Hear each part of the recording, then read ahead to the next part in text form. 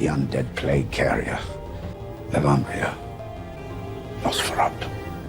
Hello everyone and welcome back to my channel where I cover vampires, werewolves, and other supernatural creatures. In this video we're diving into Nosferatu from 2024. This is Nicholas Holt's second Dracula movie in 2 years. Dracula himself is played by Bill Skarsgård, who has actually played a vampire once before on Hemlock Grove. Nosferatu 2024 is a very interesting movie because it's a mixture of the original Nosferatu, which was an unlicensed ripoff of Dracula, and the official Bram Stoker's Dracula. This means we get some different characters and a slightly altered story than what we're used to. In this video we're going to take a look at this unique version of Dracula, the vampire curse, who might have turned him, and of course his obsession with Mina, and what makes her so special.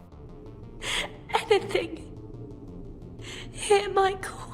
The movie begins with a young Ellen laying in her bed and praying. She says the words, "Come to me, guardian angel, a spirit of comfort, anything, hear my call." That's when we hear another voice. Ellen seems to sense something and walks towards the window. Behind the curtains looks to be a tall man, but it's only a shadow. Whoever this is, they are speaking another language. He's actually speaking something called Dacian. Well, it's a reconstructed form of it, but this is to emphasize this being is old, very old. The man says, "You wakened me from an eternity of darkness. You are not for the living. You are not for humankind." As he is saying these words, Ellen's body begins to float off the ground like she's being possessed. The next thing we see is her wandering out of her large house in the middle of the night. The man's voice still rings through the air. He asks, "And shall you be one with me, ever eternally? Do you swear it?" I swear. She says the words, and after, her body begins to react when suddenly she is grabbed by the throat by what looks like some kind of zombie, or a man missing parts of his skin. We see from another perspective that there is nothing holding Ellen, but her body begins to convulse like she is having a seizure and grabs for her throat. After that opening scene, the movie now fast forwards to years later. It doesn't say exactly how many years, but the opening scene takes place sometime in the early 1830s and the present year is 1838. So several years later, and the setting is Germany. Ellen wakes up in bed calling for her husband Thomas. The names have been changed like in the original Nosferatu, but these characters are basically Mina and Jonathan Harker for reference. Ellen is worried that Thomas is gone, but he's just getting ready for work. She wants him to stay, even just for another minute, but he has to go. After Thomas leaves, she speaks to herself and says, "He's already got the position. They'll send him away." Can she somehow see into the future? Well, I'm sure we'll find out later. Thomas rushes off for work, and man, I love a good top hat. Anyway, he arrives at the building of Knock and Associates, estate agents. Once inside, the men tell Thomas that he has kept the boss waiting for a quarter of an hour. Well, that explains why he had to rush off. Thomas enters the office of Herr Knock and apologizes for being late, but he doesn't seem to mind at all, saying it's providential. And after hearing about his nuptials, he knew it was meant to be. After all, a new husband requires new wages. Knock extends his congratulations to Ellen and remarks that she is quite beautiful, a non-pari, almost a sylph. Okay buddy, calm down, that's my wife you're talking about. Strangely enough, the description of a sylph is a magical elemental being that is mortal, but has no soul. Knock says that he has been dealing with a foreign count, very old, very eccentric. He wants to buy a home here in Wisburg to retire. He has one foot in the grave, so to speak. Knock has already selected a very old property that according to Thomas is nothing but a ruin, but the Count requested a very old home, and he will pay generously. Thomas agrees to meet with the Count tomorrow, but Knock informs him that it won't be that easy. The Count is too infirm to travel, so Thomas will have to journey to meet with him and sign the papers. He has requested it. He lives in a small country east of Bohemia, isolated in the Carpathian Alps. This is quite a bad surprise to Thomas because this will be a long journey and he just got married. Wait a minute, what was that? There's a wax seal with a pentagram on it, and underneath is a piece of paper with a pentagram and some strange kind of language. Yeah, I'm sure that's no big deal. Thomas wonders why the Count can't just sign the papers when he gets here, but Herr Knock says that the Count insists they send an agent in the flesh. Secure this account and you will secure your official position in the firm. When Thomas arrives home, he informs his wife that he must leave tomorrow to go on his 6-week journey to see the Count. So she was right. He got the job, and they are sending him away. Thomas's close friend Harding has agreed to look after Ellen until his return. She becomes upset though, and says, "You cannot leave. I must tell you my dream." Thomas says they need to put these difficulties behind them. No more of her childhood memories, the doctor insists. Then he is cut off by Ellen. She must tell Thomas this dream. She says, "It was our wedding." Yet, not in chapel walls. Above was an impenetrable thundercloud outstretched beyond the hills. The scent of lilacs was strong in the rain. When I reached the altar, you weren't there. Standing before me, all in black, was death. But I was happy. So very happy. We exchanged vows. We embraced. And when we turned around, everyone was dead. Father and everyone. The stench of their bodies was horrible. But I'd never been so happy as that moment, as I held hands with death. She begins to cry and collapses onto Thomas. He assures her it's nothing more than a dream and to forget about such things. There's a few things to unpack there. For one, Thomas said no more of her childhood memories and that the doctors insist before getting cut off. This tells us that Ellen has most likely had a long history of these strange dreams and that they have even tried to seek medical help because of it. So aside from the obvious creepy nature of the dream, she mentions death standing before her in all black. This has to be the same person or thing that Ellen witnessed years ago. Maybe whatever that thing is still attached to her. She warns Thomas that it plans something awful for them. Thomas dismisses her warning though and feels he must go. He has to get this job at the estate firm so they'll have a much better life. He says, "I'll finally make something of myself," making it sound like he hasn't been doing well financially, which makes sense why he would be so eager to take this opportunity. Ellen begs him one last time that he cannot leave. She loves him too much. Then we immediately cut to them in a carriage. They arrive at Harding's house, which is where Ellen will be staying while Thomas goes away. They have a drink to celebrate Thomas's new opportunity. Harding has taken over the shipyard since his father passed away and is clearly very wealthy. Thomas tells Harding that he will pay him back soon, but Harding cuts him off. You'll finally be able to return the monies you loaned me. Not another word. You can tell they are good friends, and Harding doesn't care that Thomas isn't wealthy like himself. He also tells Thomas they are expecting a third child. That night, two strange things happen. First, while Thomas is sleeping, Ellen gets out of bed, opens up her locket, cuts off a piece of her hair, and puts it inside. The second weird thing is we cut to Orlock, and he is naked, sitting in the middle of a pentagram. He says, "Your lordship, it is entirely as you have demanded.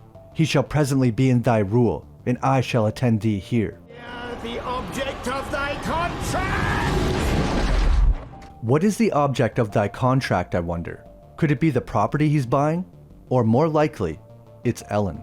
Orlock is clearly the Renfield of this film and retains his name from the original Nosferatu like many other characters. Nock must have been using those weird letters on his table to communicate with Count Orlock, who is undoubtedly the same creature that Ellen called upon years ago. Also, it sounds like he knowingly just sent Thomas to his doom. The next day, Thomas is getting ready to leave and Ellen tells him she's very proud of him.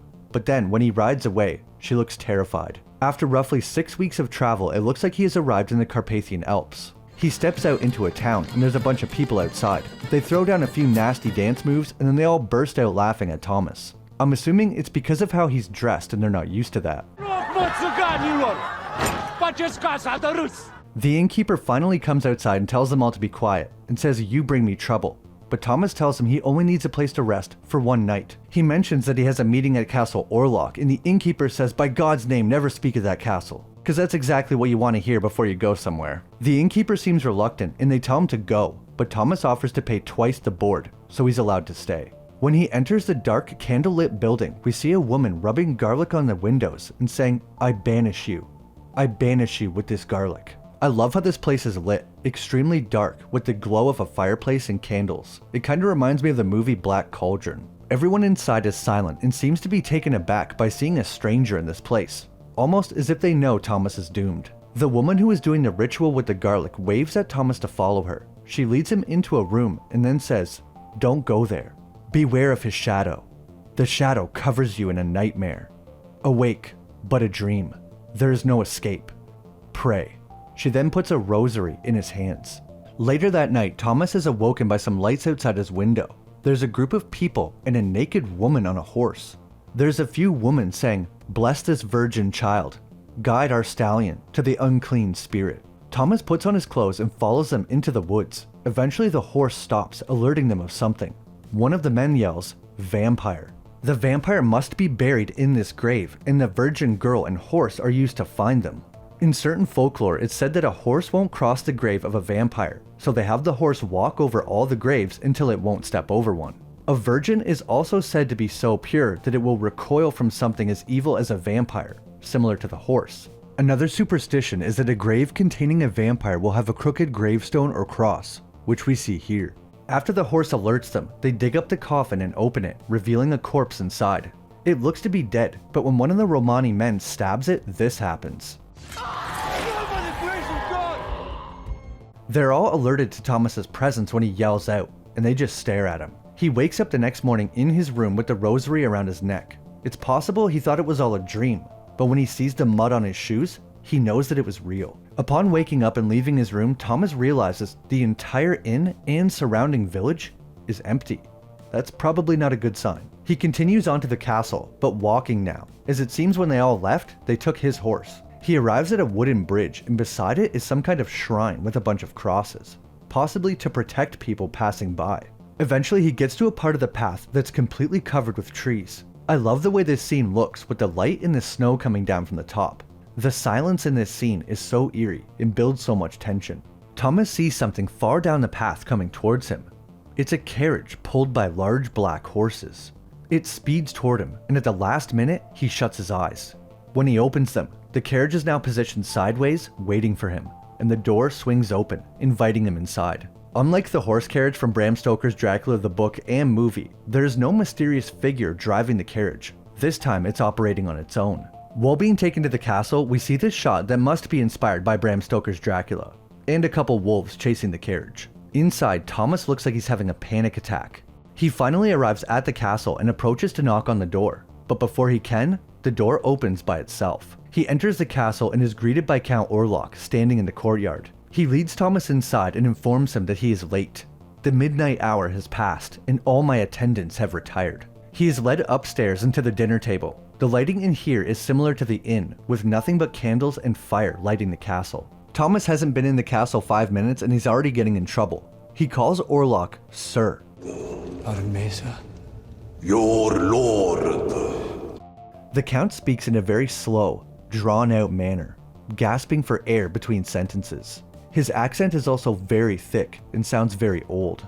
Orlock is very excited to lay eyes on the Covenant papers. He is most eager to leave this place and travel somewhere new.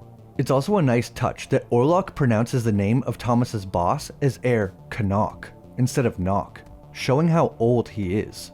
So far, we do not get a good look at the Count. He is always cloaked in darkness or out of focus. 1 second Orlock is on the other side of the table, and the next he is behind Thomas pouring him a drink. That means he can move insanely fast, or can outright teleport. Thomas already senses something is wrong and looks absolutely terrified as he grabs the cup and Orlock tells him to drink. Here we can see how long his fingers are and his nails look like claws. Thomas wants to ask the Count a question about the customs of the peasants around here. He describes the event of the night before, the group of gypsies traveling into the forest. Thomas is cut off by the Count, who says, "I fear we yet keep close many superstitions that may seem backwards to a man of your high learning. It is their filthy ritual." Ritual? Speak not of it again!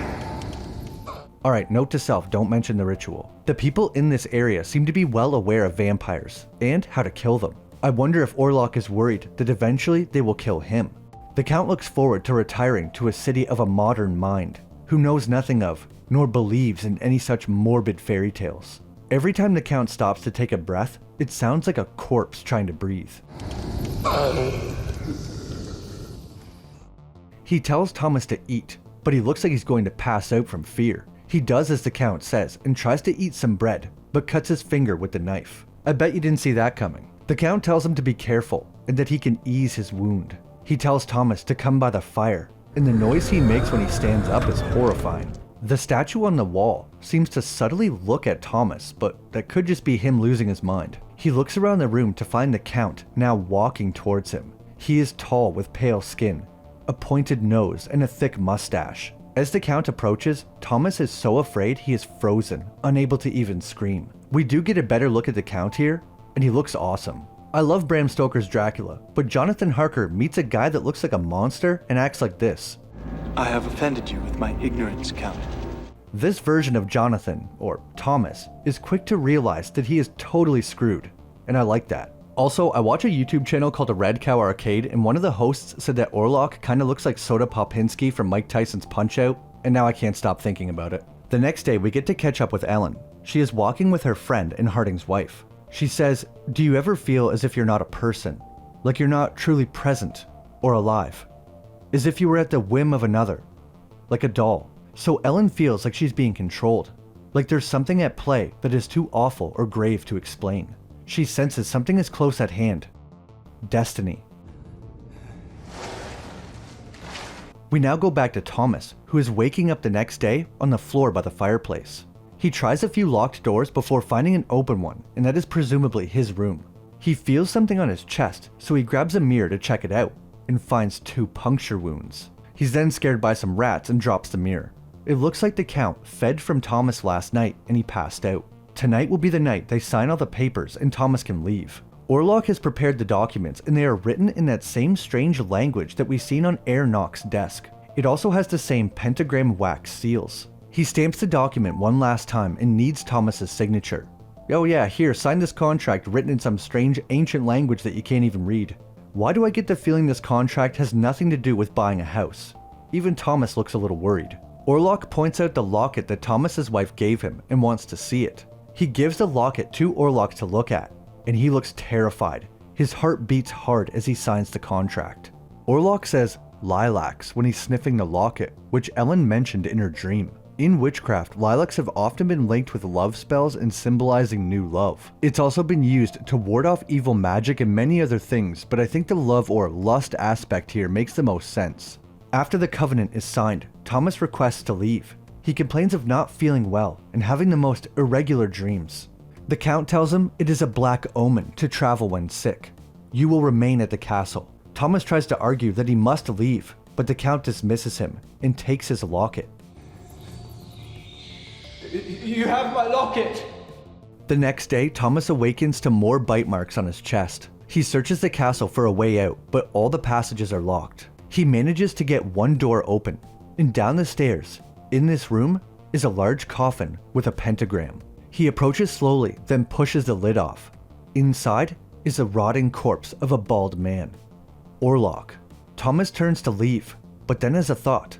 He picks up a pickaxe from the ground and plans on killing this creature. He lifts up the axe, and as he swings it, Orlock immediately wakes up, grabbing the axe and throwing Thomas aside. Although he looks like a rotting corpse, he is still very strong and fast. When Thomas tries to stake him, we can see on the wall the sun was just going down. So possibly, if he had thought of this 30 seconds earlier, it would have worked. Although it's not a guarantee this would kill him. It killed the vampire in the grave, but usually Dracula, or in this case Orlock, is a little harder to kill. Thomas runs away and is now being chased by dogs. Orlock is holding Thomas's locket of Ellen and whispers, "Your husband is lost to you. Dream of me. Only me." At the same time, we see Ellen is sleepwalking. Back at the castle, Orlock has found Thomas. It appears that he is in the window, gesturing for Thomas to open the door. Then when he does, Orlock is already standing there with one of his dogs. Or hellhounds, whatever they are. This is another example of Orlock being able to teleport, or move extremely fast. I guess it's also possible he could have been projecting his shadow through the window, just like he did to Ellen in the beginning of the movie. Orlock enters the room, and again, Thomas is so afraid he can't even yell. Or maybe Orlock is affecting him in some way. I've heard some people compare this to sleep paralysis, the way Thomas is laying in bed, unable to move. The same thing for the beginning scene, when Ellen is being choked by some unseen creature, unable to move. We don't get to see the struggle, but Orlock is now feeding on Thomas. For a moment, he sees Orlock as Ellen, possibly hinting at their connection. Sleepwalking. It is brought on by a congestion of the blood. Too much blood. Harding calls the doctor to check on Ellen after her sleepwalking. He says it's brought on by congestion of the blood. He mentions that she has had these in the past and to call him if anything else happens. The doctor suggests if she becomes too unruly, he could tie her to the bed. He laughs, but I think he's only half joking. We hear Ellen talking in her sleep, saying, "He's coming to me." The doctor gives her some ether to calm her down and leaves for the night. The next day, Harding says that he has not heard anything from Thomas since he left, and Ellen is getting worried. Not only that, but Nock has gone missing. Harding will send someone right away to find Nock, and he's sure that they will hear from Thomas soon. Ellen is upset and wants a moment alone, then suffers a seizure. It almost looks as if something could be choking her like before, meaning this could be Orlock affecting her. There is some good news later that day though. One of the doctor's assistants found Orlock. Apparently, he was screaming and groaning. He had killed 3 sheep with his bare hands, and he was eating them raw. And he was eating them raw like. Raw! The doctor requests to see him immediately, so they go to his cell. Just like in the original Renfield, he is collecting and eating insects and small animals. Knox says, "I am no one. I am his servant." The dead creatures, according to him, are gifts by his lordship. Then he bites the head off a bird. Knox says, "He is coming. I am his servant, and I know what he wants." He describes how his master will reign over all their empty corpses. Then he jumps up and attacks the doctor. Most notably, Orlock said the exact same thing as Ellen. He is coming. That night, Ellen has another seizure, or more accurately, what looks like a seizure. Harding notes that they always come at nightfall, when Orlock is awake. The doctor informs Harding that Orlock has been found, but he's completely mad. However, something the doctor finds quite curious is that Knock repeated the same phrase as Ellen. He is coming. The doctor is stumped, so he wants to request the help of his old professor, Albin Ebenhard von Franz. He is hesitant to recommend him, but he might be the sole person who can diagnose her. He was the best in his field, but was eventually kicked out of the university and laughed out of his country for his study of alchemy, mystic philosophy, and the occult. Back at Castle Orlock, Thomas wakes up to the evil dogs still in his room. I guess they were just waiting for him to get up. He climbs out the window and stands on the edge of the castle. With nowhere else to go, he jumps into the water below. Sometime later, a local finds his body washed up on the shore of the river. The next thing we see is him being carried by a group of nuns into what is probably a church. A priest performs some kind of ritual, or possibly an exorcism, that does something to Thomas. There is an old woman there, and she says, "Orlock was a black enchanter, Solomonar. The devil preserved his soul, that his corpse may walk again in blasphemy. You are lost in his shadow." They beg Thomas to stay because Orlock's evil cannot enter the house of God. However, Thomas knows Orlock is after Ellen, so he must go. The sisters try to assure him that Orlock cannot leave this place. He must return to the cursed earth where he was buried. But then we see a ship, and inside is a box sealed with a wax pentagram. Orlock is going after Ellen. We hear Orlock's voice from within the box, speaking his old language. "Soon I will no longer be a shadow to you. Soon our flesh shall embrace, and we shall be one. Nature, increase thy thunders, and hasten me upon the wings of thy barbarous winds." At the same time, Knox screams from his cell back in Germany that he has not failed his lordship.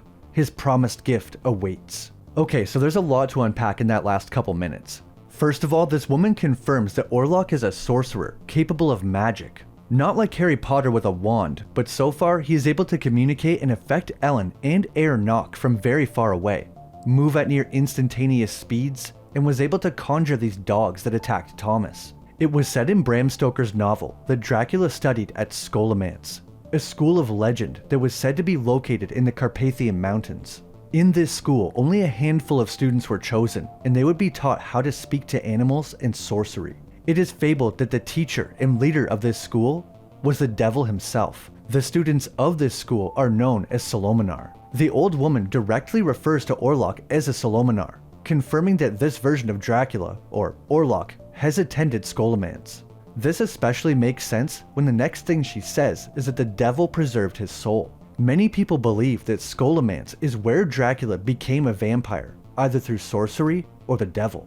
In this case, the devil is who made Dracula the undead creature he is today. But she specifically says he was a black enchanter in life, so he probably possessed many of these unnatural abilities even before becoming a vampire. Now, out of the small handful of students that attend Scholomance, only one is chosen by the devil to be the Weathermaker. This dark sorcerer would control the rain and ride a dragon. Now, we don't see Orlock riding a dragon, but we did just see him conjure a storm in order to make the ship move faster. So it's very likely Orlock is the Weathermaker, handpicked by Satan, which would make sense why he would extend Orlock's life. If you remember, Ellen said in her dream when she was with Orlock, she described the sky as being covered with massive thunderclouds stretching over the hills. Remember earlier when Nock was doing what looked like a ritual and all these candles go out? Well, now that we know that Orlock is a sorcerer, it seems that Nock is becoming one himself. No doubt he was somehow taught how to do this by Orlock. It could have something to do with this strange language. Orlock said it belonged to his forefathers. But which ones? Orlock being turned into a vampire by the devil is giving me Van Helsing vibes. That was always one of my favorite parts about that Dracula. It's not clear in this movie how someone is turned into a vampire. Thomas is bitten multiple times and he is not turned. Neither is anyone else.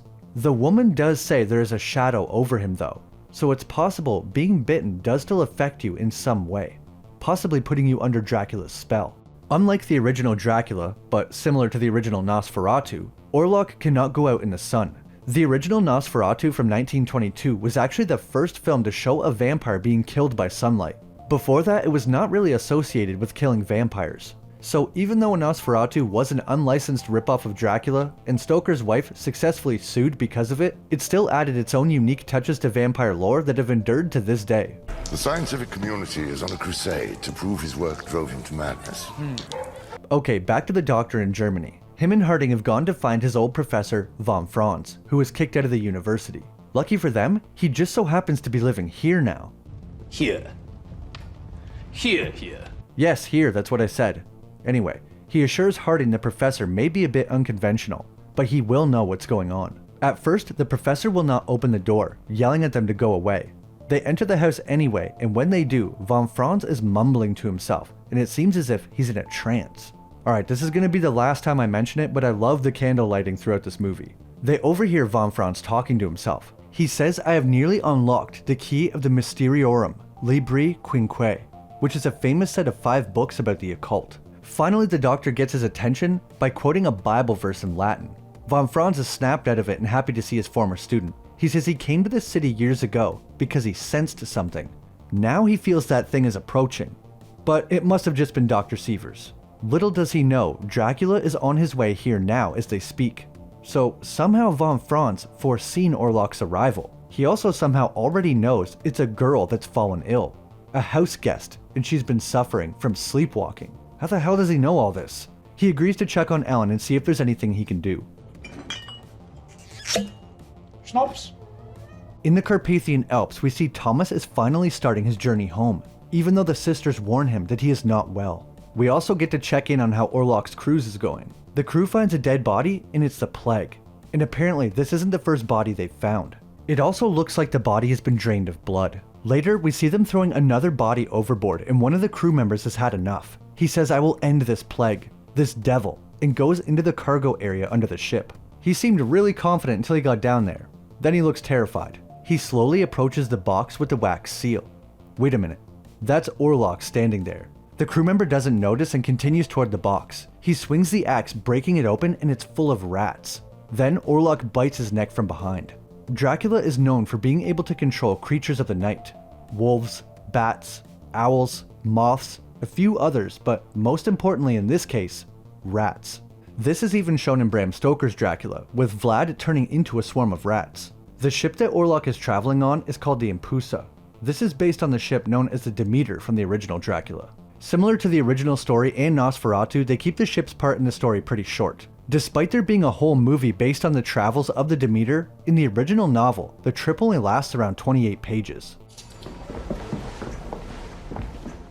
The professor has now arrived and he's going to examine Ellen. When he sees that she is tied up, he demands that she is set free at once. He also instructs the doctor to stop giving her ether because she must not be clouded. A cat jumps on the bed and Franz asks if it's hers, but she says the cat has no master or mistress. See, these are all free-range kitties. They don't like being locked up. The professor has been told about her spells of sleepwalking and that they've affected her since childhood. He wants her to describe what it's like. Ellen says, "I cannot always remember them. It's as if my spirit wanders off. Sometimes it's like a dream, and I know things. I always knew the contents of my Christmas gifts. I knew that my mother would pass." Wow, so it sounds like she has some kind of psychic or supernatural abilities. Her spirit leaving her body could also be astral projection of some kind. Ellen says her father would find her within the forest, and at first he didn't mind, but as she got older, it got worse, and she began to frighten him. With her mother dead and her father afraid of her, she was very alone. That must have been why we seen her calling out for someone. anyone at the beginning of the movie. Too bad what she got was Orlock. After that night, she was plagued with a presence. The nightmares. The epilepsies. One night, her father found her outside after one of her sleepwalking spells, naked. All he could do was yell sin, and he wanted to send her away. She doesn't say where, but most likely a mental institution. We never see this specific incident, but soon after she met Thomas, it all stopped. Things remained that way for a long time, until just recently after they were married, it all came back again. Not only that, but she warns Franz that she is afraid for Thomas, and her dreams are becoming darker. A trance state has begun. We then skip to later that night when Ellen has entered her trance state. Franz asks the doctor if he has already drained her of blood to get rid of congestion. He also comments that her menstruations are heavy. She has too much blood. I wonder if this is just some kind of outdated medicine, or if somehow, through her connection to Orlock, is getting extra blood when he feeds her something. He checks her pupils and notices they don't react to light. This is second sight. She's no longer here. To prove this, he has the doctor grab a very large needle and sterilize it on a candle. I'm sure that's perfectly safe now. He then shoves it through her arm to show that she can't feel a thing. She communes with another realm. While in her trance state, Franz demands her to describe what she sees. She says, "Enduring night. A specter of death. He spreads his shadow. He is coming." When von Franz demands to know who is coming, she begins to shake violently and she is partially lifted off the bed, arching her back. This looks like something straight out of The Exorcist. He begins some kind of prayer and says, "Impart your speech onto me." Eventually Ellen, or whatever's inside her, speaks. She basically foretells the coming of Orlock and that everyone will die. When she speaks, it doesn't even sound like her voice though. Everything will be mixed with abomination and you'll be knee-deep in blood. After the weird demon voice goes away, she begins to flail on the bed screaming, "Help me." Outside the room, they discuss what's wrong with Ellen. Von Franz says it's as he feared. The girl is cursed. Possessed by some spirit. Possibly a demon. Is Orlock a demon?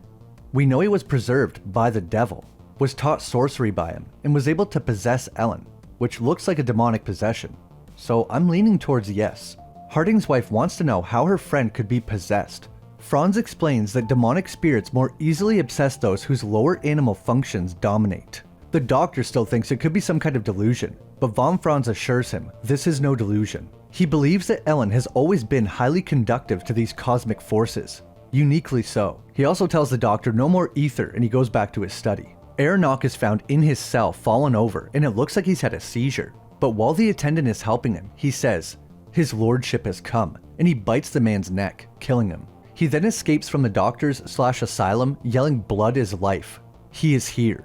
So it looks like Orlock has finally arrived. The ship smashed into the docks with thousands of rats pouring out. The dockworkers think it's a plague ship. But where is Orlock? Well, we see that Nock has already retrieved Orlock's coffin from the boat and is bringing it to his new property. Some good news is that Ellen senses someone has arrived. It's Thomas. Somehow he survived the trip, collapsing off his horse upon arrival. He tells Ellen she was right. Orlock has her locket. Over at Orlock's new house, he's having a housewarming party with Nock. He knows that Thomas is still alive. Nock offers to kill him, but Orlock still has use for him. Nock also offers to fetch Ellen for him, but Dracula states that she cannot be stolen. She must willingly repledge her vow. He must be referring to the vows from the beginning of the movie when Ellen promised to be his.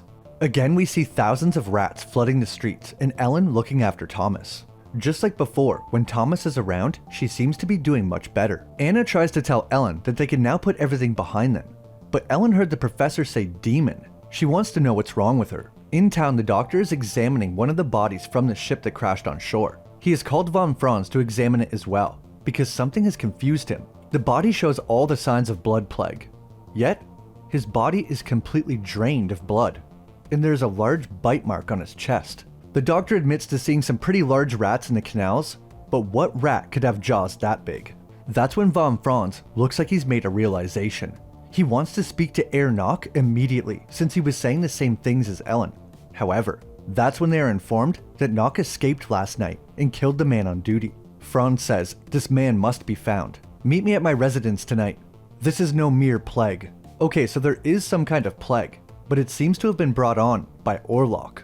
We see Orlock that night looking over the city of Wisburg. He mutters some words and holds his hand out. A large shadow of his hand then descends over the city towards Ellen and Thomas. The way Orlock is able to manipulate his shadow is similar to the original Nosferatu in Bram Stoker's Dracula film, able to extend their shadow beyond their body and even interact with the physical world, like a doorknob. This, however, is not part of the original Dracula novel, because the original Dracula has no reflection or shadow. After we see Orlock's hand gliding over the city, it looks like Thomas is having a nightmare. He is scared by a flash of Orlock's face and freaks out, pushing Ellen off him. Like the woman from the church said, Thomas is still under Orlock's shadow. I cannot yield to being haunted by a ghost. Harding and the doctor are meeting with the professor, and he doesn't believe what he's hearing. A ghost? Franz says Orlock is more than a ghost because he can manifest physically. Like every plague, its sole desire is to consume all life on Earth. This creature is a force more powerful than evil. It is death itself. Harding gets angry, saying, "How could you believe in such medieval devilry?" But Franz says, "I don't believe. I know. I've seen things that would make Isaac Newton crawl back into his mother's womb. I have wrestled with the devil. And if we are to tame darkness, we first need to face that it exists." Franz is finally sure what they are dealing with. The undead plague carrier. The vampire. Nosferatu. I forgot to say this before, but obviously Franz is the Nosferatu equivalent to Van Helsing, and this is probably my favorite character in the movie. Ellen for some reason wants to sleep with Anna tonight for comfort. During the night, Ellen wakes up and walks to the window, and Orlock appears in the room. Their first ever face-to-face meeting. She felt his presence. For centuries, Orlock laid within the darkest pit, until she woke him. Enchantress. It was her that stirred him from his grave. Ellen is his affliction. He then says that Thomas signed his name to give Ellen to Orlock for nothing but a sack of gold. I knew that contract and that weird language had nothing to do with the house. He tries to once again tell her that she is not for this world, and that she must renew her vows to him. But Ellen loves Thomas. She tells Orlock, "You are not capable of love, and I hate you." This enrages Orlock, and he says that he will give her 3 nights. He will kill the people she loves, and if she does not give in by the 3rd night, he will kill Thomas. Orlock disappears, and Ellen suddenly wakes up back in bed. She turns over to see that Anna is gone, and when she looks over the bed, she is being bitten by a bunch of rats. She has contracted the plague. So Anna's the first loved one that he kills, and he did it using rats. Well, she's not dead yet, but getting the plague in 1838 means you're as good as dead. That confirms that it is indeed Orlock controlling the rats and spreading the plague. According to the doctor, as of yesterday, the cases of this plague have skyrocketed, and they have no more room for patients. They need to lock down the city. Anna has already become very sick. Ellen begs Harding to see that something unnatural is going on, and they're all going to die, but he will have none of it. He asks Ellen and Thomas to leave his house. At the asylum, the doctor is showing Franz the cell where Nock was being held, and the walls are covered in different symbols in that language used by Orlock. After seeing this, Franz is certain that Nock has made a compact with this shadow. That's when they go to his place of business to look around for evidence. Inside, they find a cabinet full of occult stuff, and Franz immediately says, "Lift the carpet," as if he knew what would be there. The large symbol Nock used for that ritual, and a Solomonari book, their Codex of Secrets. This is a recording of all their knowledge while attending Scholomance. So this is basically Orlock's book of spells, and he gave it to Nock. That explains how he was performing these rituals. They go to speak with Ellen, but Harding informs them that he sent her home with Thomas. Harding is starting to lose his mind a bit now that his wife and unborn child are certainly going to die. Franz doesn't know how to kill a Nosferatu, since he's never encountered one firsthand. Many different cultures have written about different weaknesses, but there is one universal fact about them. They must sleep in the ground where they were buried by day. They're not sure if preventing him from resting in his grave will kill him, but it's worth a try. Harding finally snaps, yelling at them to get out. There's a real plague killing real people. He's had enough of this demon nonsense. He says that Ellen is mad, and she was sleeping with his wife when she was bitten by rats, so he will have no more of this. He's leaving the city tomorrow, even though they're locking the city down. He thinks he can save his wife. Thomas and Ellen make their way home after Harding told them to leave, and the city is not looking too good. Thomas wants to flee the city because Orlock is coming for her. Anna admits that she knows. She was the one who brought this darkness upon them. She was very alone, and she called out for someone, but it turned into torture. It was Thomas that gave her the courage to be free from her shame. Thomas is confused, but Ellen says that Orlock is her shame. He took her as his lover then, and after discovering her marriage, he has come back. So that's what causes all this to flare up again. The marriage. Orlock was jealous of Thomas. Ellen then gets angry, talking about how Orlock told her how weak Thomas was in the castle, and that he stopped writing her and sold her for a bag of gold. Well, that wasn't really his fault. He can't read a cult devil script. I mean, poor Thomas was set up from the start. Ellen is also angry that he took the job in the first place for money, when she warned him not to go. While yelling at Thomas, she starts to convulse and rips her clothing. She falls down on the floor and goes into another trance, making this creepy face. Thomas says he's going to get the doctor, but then Ellen is able to pull herself back, showing that if she tries hard enough, she does have some control over herself. She then starts having sex with Thomas and saying, "Let him see our love." So she wants Orlock to see that she loves Thomas, not him. But then Thomas is jump scared by a vision of Ellen spitting out blood. No doubt Orlock trying to sabotage their fun time. Ellen is still writhing around and says, "Without you, I will become a demon." I'm guessing that means that Orlock wants to make her into Nosferatu, and that they are in fact a type of demon. She warns Thomas that unless she leaves, Orlock will kill him. But Thomas says no. "I will kill Orlock, and he won't harm you again." Franz is currently reading the Solomonari book, and inside it details a way the Nosferatu curse was broken. The maiden offered her love onto the beast, and with him lay in close embrace until the first rooster crow. Her willing sacrifice thus broke the curse, and freed them from the plague of Nosferatu. He realizes Ellen is the way. At Harding's house, he's sleeping with a pistol. This shows that even though he said he didn't believe the professor, he's still afraid of what could be out there. That's when we see Orlock's shadow over his face, and he says, "Wake not." A moment later, his two children start screaming, and Anna is woken up. She tries to wake up Harding, but nothing she does will work. Dracula puts some kind of sleeping spell on him. Anna runs into the children's room just in time to see them be killed by Orlock. Then he kills her. I thought he was going to let her die of the plague, but whatever. The next day, we see 3 caskets being carried. When Franz arrives at the funeral, Harding snaps and screams that Franz leave this place and that it's his fault this has happened. Thomas tries to take the blame, but even in this moment, Harding will not put any of the blame on his friend. He blames only Franz and his so-called diseased mind. It is my fault. Moment doesn't concern you, Jonathan. You're fairy! Thomas shows Harding the bite marks on his chest and tells him these nightmares do exist, and he seems to believe him. The next thing we know, they're all in the carriage together. The doctor wonders why everyone bitten by Orlock dies of the plague, but Thomas did not. Thomas attributes this to the sisters that prayed over him and brought him back to health, although he fears he is not completely free of his spell. They plan to find and burn Orlock's coffin and sanctify the ground so that he has nowhere to rest, and that will hopefully kill him. They already know that his coffin most likely resides in the property that he purchased. When they find the body, Thomas plans on driving an iron stake through him. Upon arriving at the professor's house, Ellen walks him to his door. During this short conversation, Ellen says she knows it must be her. Franz gives her his blessing and says he too believes it must be her. He fears their iron stakes will do nothing to Nosferatu. He says in heathen times she might have been a great priestess of Isis. Yet in this strange and modern world, your purpose is of greater worth. You are our salvation. She seems happy that she might be able to finally use her gift or curse for something good. What Franz says again proves that Ellen was born some kind of enchantress, gifted with unnatural abilities, and that's what allowed her to contact Orlock all those years ago. I am but an able tourist in this occult world. You were born to it. Her unique abilities is why Orlock was drawn to her like no other, not because she is a reincarnation of his wife, like in Dracula. That night, Ellen gives Thomas some words of encouragement, and when he leaves, she whispers, "Goodbye." I have a feeling she knows this is the last time she will see him. The men meet up to kill Orlock, but Harding doesn't show. He is at his wife and kid's grave, hysterical, and we see that he has contracted the plague, coughing up blood.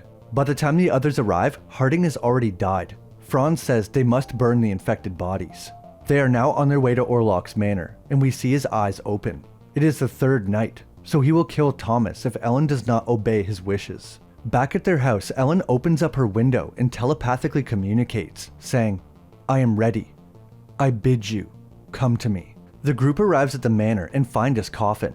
The room is filled with hundreds of rats. The doctor slides the lid off the coffin and Thomas thrusts the iron stake into the body. However, it's not Orlock's body. It's Orlock. He says he relinquished Orlock his soul. He was supposed to be the king of rats, immortal, but he only cares for his bride. Thomas realizes that if Orlock isn't here, then he's already gone after Ellen. Franz explains it must be her. She wills it. Thomas is furious and tries to run home, but Franz says, Vain you run in vain, you cannot outrun her destiny! Franz finishes burning the coffin so Orlock has nowhere to rest. Not long after, he appears with Ellen. We get this shot of his shadow going across the wall and up the stairs, a nice reference to the original. He even uses his shadow to open the door. When the door opens, Ellen is standing there waiting for him and willingly accepts his offer, meaning the covenant is fulfilled.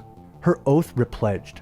Orlock kisses her and wishes to make their flesh one once more. The two are in bed, naked, and he begins to feed from Ellen. At one point, he tries to lift his head and she guides him back to feeding from her. He's so entranced by Ellen that he's unaware the sun is rising. He finally notices the sun and hears a rooster crow. He looks back at Ellen, realizing what she has done, but as the sun rises, he starts to cough up blood. He screams in pain and the blood spills from his mouth and eyes until he collapses dead. We see Thomas is running home as fast as he can, but by the time he arrives, Ellen cannot be saved. He holds her hand as she breathes her last few breaths. Franz places a hand on his shoulder and apologizes before putting some flowers on the dead bodies. And freed them from the plague of Nosferatu.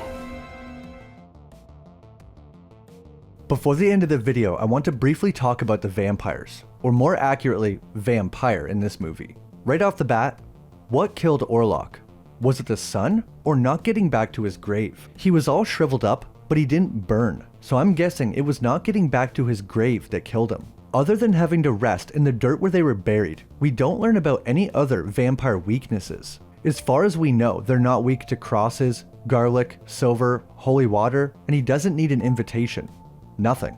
The only thing you could maybe consider a weakness is that he cannot enter a church according to the sisters. This means there is a possibility that he is weak to holy water and crosses. There is also a small chance garlic would work, because the woman was spreading it on the windows. It might only be a superstition, but they did know a lot about vampires, including how to find and kill them. That makes me lean towards garlic working in repelling vampires. Either way, these vampires are incredibly strong. His skin is rotting in places and you can even see part of his spine. This is by no means romanticizing what it's like to be a vampire. His existence seems horrible. Even breathing sounds like a struggle. Although, considering he's undead, he might not need to breathe to live, just to talk.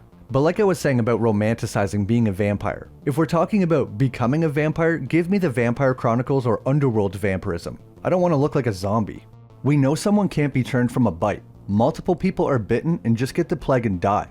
So how is someone turned? How did the vampire in the grave get turned? I guess we'll never know. Although most likely it would involve the human ingesting some of Orlock's blood. The better question is, what did Orlock want with Ellen? Surely he didn't go through all that just to feed from her and kill her. He must have planned on turning her. Maybe he would have had to perform some kind of Solomonari ritual. When it comes to appearance, Orlock does not have fangs. However, when he bites someone, it's clearly puncture wounds of fangs, so they must only come out when he feeds. He does appear to have similar front teeth to the original Nosferatu, so maybe he just uses those to feed. What about immortality? Well, the language he speaks, Dacian, is apparently well over 3,000 years old. However, it was probably spoken as recently as 100 AD. This would make Orlock at least 1,700 years old, roughly. His body is beginning to rot though, so it's possible that eventually his body would completely decay, effectively killing him. Or he might be preserved in this state forever. This is by far one of my favorite depictions of Dracula. His look was a good mix between monster and man. His voice and accent was also a refreshing twist. Instead of sounding suave or regal like most depictions of Dracula, his language is harsh and archaic. I really enjoyed them diving more into him being a sorcerer and his connection with the devil. There is no human side to this Dracula, no deeper reason why he is the way he is. As Franz says, this Dracula is death itself. The vampire. Nosferatu. That's my video on Nosferatu. And wow, what a great movie. In my opinion, easily the best Dracula movie since Dracula Untold and Bram Stoker. Renfield is good, but this is a work of art. I liked the whole cast. My favorites are definitely Bill Skarsgård and Willem Dafoe, but Lily Rose Depp and Nicholas Hoult were also really good. I would give this movie a solid 7.5, maybe an 8 out of 10. I wanted to have this video out a little sooner, but it ended up being the longest video I've ever made, so it took a little longer than expected. If you enjoyed the video, please leave a like and maybe subscribe if you haven't. If there's any other video games, movies, or TV shows you want me to cover, leave them in the comments below. I always read through them, and I'm always looking for new movies or series I haven't heard of. As always, an extra shout out to all my members for supporting the channel. Thanks so much for watching, and I'll see you in the next video.